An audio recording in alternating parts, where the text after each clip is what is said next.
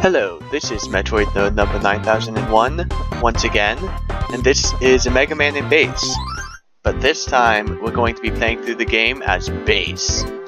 Bass plays completely differently, not completely differently, but pretty differently from Mega Man. His control scheme, I guess you still jump and shoot with the same buttons. But as you can see, Bass can fire in multiple directions, he can double jump, and if you double tap in a certain direction, he'll do a dash. I guess I should demonstrate that on its own. And if you combine that with the double jump, or just his jump, he can jump quite far, and he can also jump quite high. However, as a consequence, his Buster does significantly less damage and also cannot pass through walls. And also Bass cannot walk at the same time as shooting, which is more annoying in Mega Man 10 than it is in this game. I guess maybe I could talk about Bass in Mega Man 10, because I just recently played through Mega Man 10, and Bass is significantly better in this game than he is in Mega Man 10. I'll just say, because, well, there's a lot of things. One, Bass doesn't have the double jump in Mega Man 10, which makes things, which kind of takes away part of like the main difference he had from Mega Man. Like, Mega Man has to wait for all of those. Bass can just kind of, he can just dash past all of these. One of the things that I don't really like about Bass in that game is that they changed the way that his dash works. From, instead of double tapping in a direction, it's the same control as sliding as, I guess, Proto Man. Mega Man 10's Mega Man can't slide because they wanted to emulate Mega Man 1 and 2's controls, taking a step backwards. That's a whole different spiel that I'd rather not go into right now. But either way, I felt that it made it more awkward to do the dash jumps, because you wouldn't get a dash jump if you weren't holding the direction in addition to jumping. So what that did was it made it, at least for me, it made it slightly harder to do the dash jumps, because you weren't always holding in the direction of the jump when you were jumping. But when you have a double jump or a double tap dash, you're already holding the direction that you want to go when you're dashing. So it knows what direction to put you in when you're doing a dash jump. Kind of a nitpicky thing, and I kind of wish that they had made it so that you could trigger the dash in both ways, because also there's convenience to dashing in the same ways you slide. If you're used to playing as Mega Man or Proto Man, then having the ability to dash in the same ways you would slide is also quite nice. But a lot of people complain about double tap dashing in this game, but honestly I really like it. Mostly when you combine it with the dash jump. And I died. That's embarrassing. But I wish I could have used that to showcase like how much better Bass is at platforming, but I got through this part completely fine as Mega Man, and I die as Bass. But like, the dashing makes these things way easier, and like, you can even just shoot up at these guys. I guess a good way to describe, a decent way to describe a comparison with Bass Buster is it's kind of like a weaker version of the Metal Blade from Mega Man 2. Because with the Metal Blade, you couldn't move while you were shooting the Metal Blade, and you could shoot it in multiple directions. But with the Bass Buster, it also can't pass through walls, and it doesn't pass through enemies if it kills the enemies in one shot. So it's kind of a flawed comparison, but it's the closest thing to Mega Man using the Bass Buster, essentially. Now I like that they changed the way that the Green Devil works, because Bass controls differently. So as you'll see, the shooting, the Green Devil will cover its cover much more quickly, than it did when you were playing as Mega Man, because the rapid fire nature of the Base Buster, you can just kind of pummel it down as much as you want. So it has to go, it has to reform itself quickly, otherwise it would be completely unfair. Now I'm gonna break from the norm of people going for Cold Man first. And if I wanted to do this realistically, I should have done this with Mega Man. But I'm gonna do it with Base, because why not? I'm going for Grand Man. Just to kind of change things up and show how things work more differently when you go in a different order. Now, I recently played through this as Base on the Game Boy Advance version just to kind of get myself a better taste of what it would be like and just kind of practice. And for some reason, I just did so terribly on the King Jet boss in King Stage 2. I don't know why, but I died a lot. And I didn't die a single time as Mega Man, for those of you who watched the last video. I didn't die in that entire video until Dr. Wily Stage 1, like King Stage 3 or whatever you want to call it. And then I died so many times, even though theoretically that boss is easier as Base. I just kind of have to take the hit here. I'm not fast enough. This is kind of showing like the dichotomy or like the change between what Mega Man and Base could do, because there are a lot of places that Base can go where Mega Man can't. A lot of places where Mega Man can go and Base can't. So Base can't take those refills, but Mega Man can, which makes things more difficult for Base. However, it is significantly easier for Base to get these refills than it is for Mega Man to get these refills. In fact, I don't know if it's even possible for Base to get those. I mean, for Mega Man to get those, because of the jump. It may be possible. Now, Base has to avoid this worm by going through here, while Mega Man can slide under the thing. And I guess a demonstration of this not being able to go through walls is, I'm shooting into the waterfall, but there's not the waterfall, the sandfall, but there's an invisible wall on the other side of it that forces me to fall into the mini-boss, and the Base Buster isn't passing through it. So that's a good way to show that that exists. Now, the Base Buster kind of cheeses this boss fight. It cheeses a lot of mini-boss fights because of the ability to shoot in multiple directions. Even though I'm sucking right now, I'm doing terrible.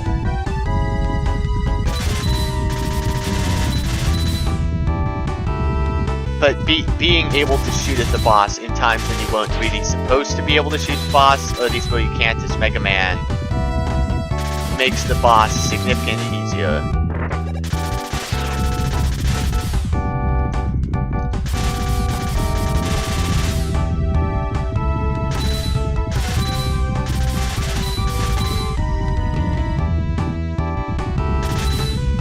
Generally, hopefully it should be pretty close to death soon.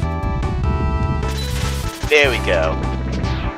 Now, the bosses are, I won't say universally harder, but they're generally more difficult when you're playing as Base because Base doesn't have the charge shot. However, they're also easier.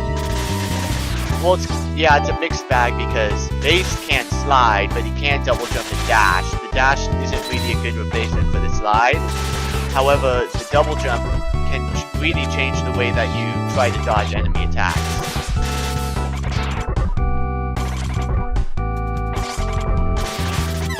And oh my gosh, I'm dying way too much. At least, there's lots of checkpoints in these stages, which is nice.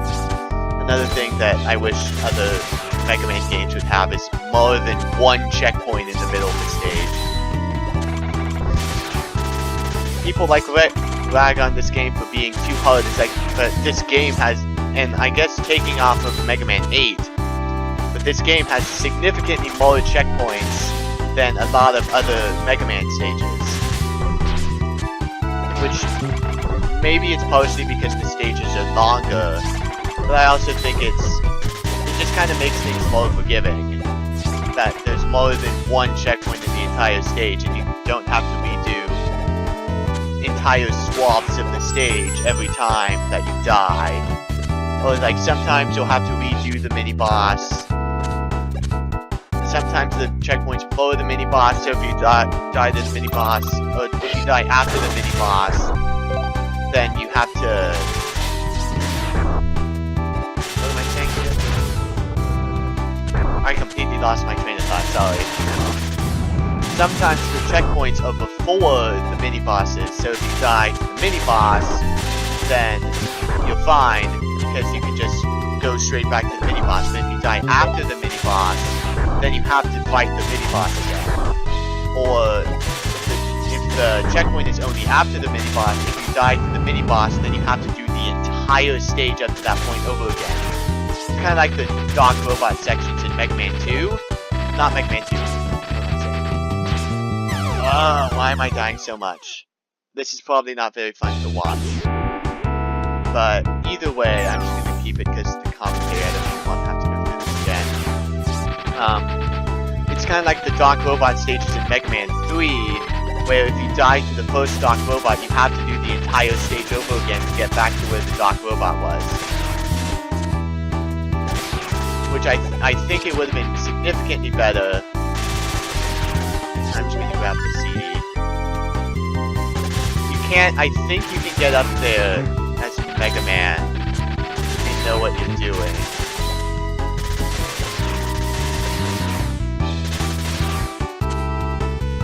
Either way, it's time for Ground Man. I may be quieter in parts of this because some parts may require some focus. Either way, like most of Ground Man is just kind of learning the pattern of how his attacks work.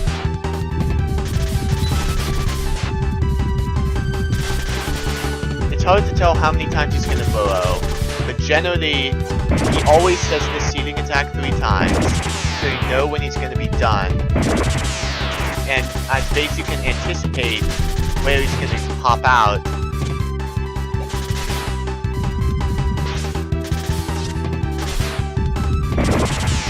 So that you can get a hot shot off at him when he's coming out of the ceiling.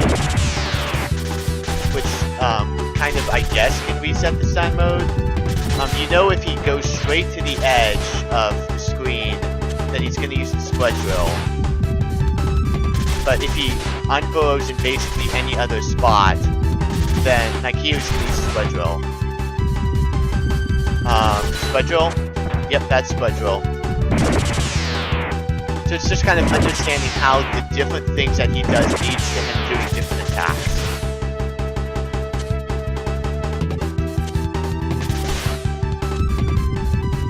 And then, in this version with the SNES, it's significantly easier to see where he's unburrowing. Nope. Sometimes you gotta be better at reacting. He always hits the wall 3 times when he's doing the color, or like the drill color thing. I don't know exactly how to describe it, but it's just, also I love this animation, it's pretty cool. Even though here you can actually see the bullet hitting the ceiling, so he's just shooting up for no reason and just like plinking off of the ceiling. Also, the color palettes that you get from the different weapons are different when you're playing as base. It doesn't really change the weapons, but it just changes how base looks when he's using the weapons. And then it changes the color of the weapon. They're just little things that make that serve to make the different playthroughs different. Wow, make the different playthroughs different. I'm good with words. Anyway, up next is Tengu Man, and after Tengu Man we'll be done.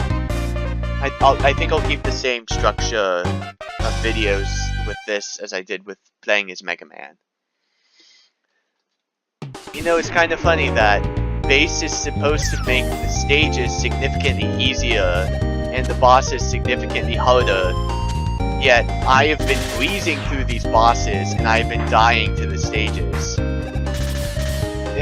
I don't get it. I don't get it.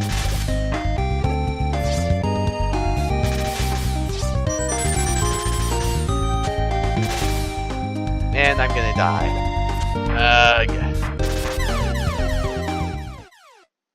Yeah, I don't get it. Why am I'm just being dumb, I guess. I'm just not taking out the cold frosts. I think that's another thing you can call them. It's cold frosts, or at least that's what Rowan Mythal called them. Like cold puffs. I think it was cold frosts. Because they appear during the Cold Man fight. And I need to actually defeat them and not get caught by them, and then I'll be fine. This part is significantly easier as base because you can more easily like plan out where your jumps are going to be, and you can recover from your jumps.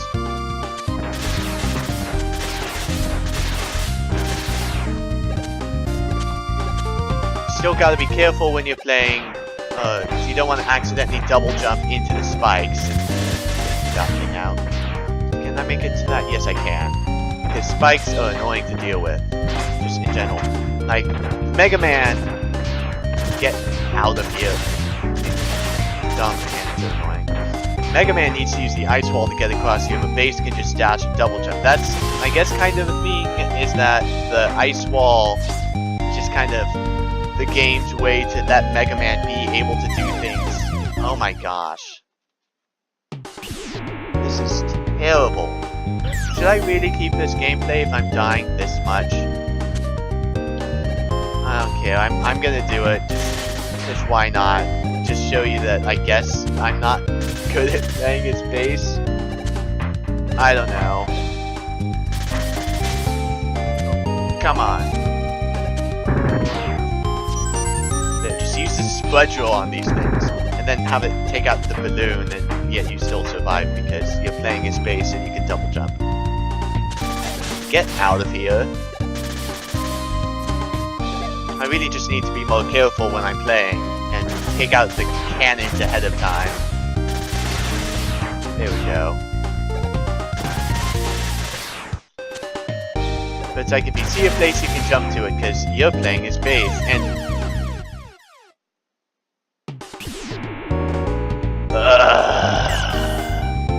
that is annoying. Maybe it's because I just always, I don't know why I'm doing so badly.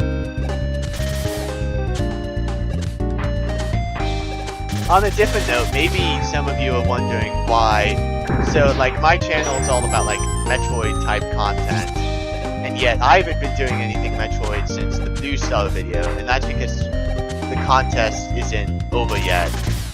Submission, or like the actual judging period, even though I'm not judging, starts at the beginning of April, so I won't be, so I'll be playing all of the hacks from the contest when that happens at the beginning of April. But until then, I probably won't be doing much more, and I won't be doing like previews to my next hack or anything.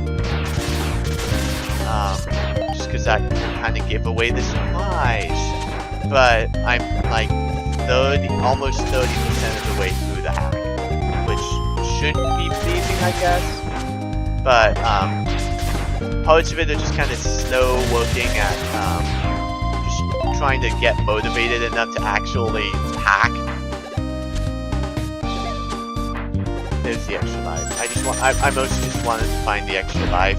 I think I showed the upper area as Mega Man, even though it makes more sense to do this base. So, and then this is basically just the room, the lower area. And these enemies are significantly, if I can actually, there we go. Spud Drill can take them out pretty easily, though you also do want to save your Spud Drill for fighting Tengu Man, because Tengu Man suffers from Cloud Man syndrome. I should make a video on Cloud Man syndrome. In fact, maybe I'll do that after this. I have the Mega Man Legacy Collection too, so I can just record like footage of what Cloud Man syndrome is in its, and like the best way to show it is by showing what Cloud Man does when you hit him with his weakness. Because it is pretty hilarious, but it also leads to pretty poor boss design, I'll say. Or at least, it leads to a relatively uninteresting boss fight when the boss just gets stunned and you basically just stun lock it. It's easy, but it's not fun.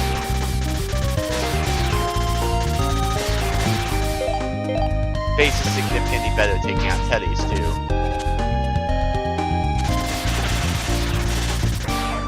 Basically any enemy in the stage is really easy to take out. This base, I can take out the Cold Frost, I can take out the Sniper Joe. Base can't shoot straight down unlike the Metal Blade, but it's not really that big of an issue.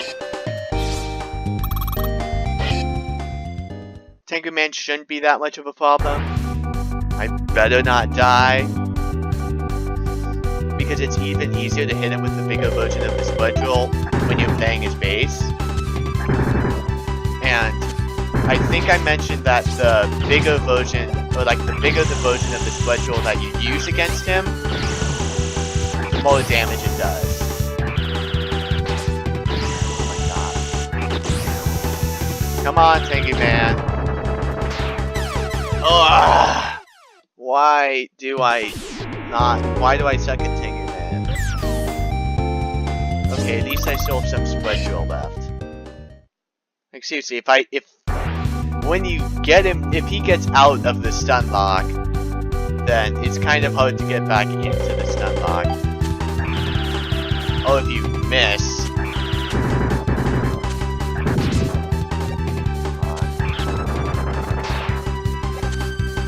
Plus he has to be on screen for it to work. There we go. Now we just have to shoot it with the Face Buster. This is wonderful. Now I'm gonna have to actually learn Tengu Man's patterns. This is gonna at least you can shoot him while he's in the air, unlike as Mega Man.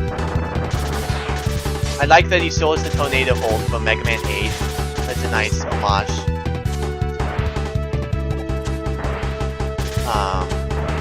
Either way, he's terrible to fight as Mega Man because he spends so much of his time in the air. But as base, he's not too bad because of how he can shoot upwards. And that makes it way easier. Way more bearable, I guess I should say. There we go. I'm probably gonna do way better by the time we get to King Stage 3, because like, as Mega Man I died and then I had to fight him mostly without his weakness. And then this time I died and I had to fight him mostly without his weakness. But, either way, I'm sorry if the gameplay was kind of bad in this video. I guess I'm out of practice on the keyboard? I don't know. I hope I'll do better in the next video. But I guess I can't promise anything, but I'm probably gonna do better in the next video. I'm just saying. Just cause why not? I don't know. Sorry about the disappointing gameplay. I really should be doing better than that, but I hope the commentary is passable. Either way, thank you for watching. This has been Metroid Nerd number 9001, and I'll see you next time.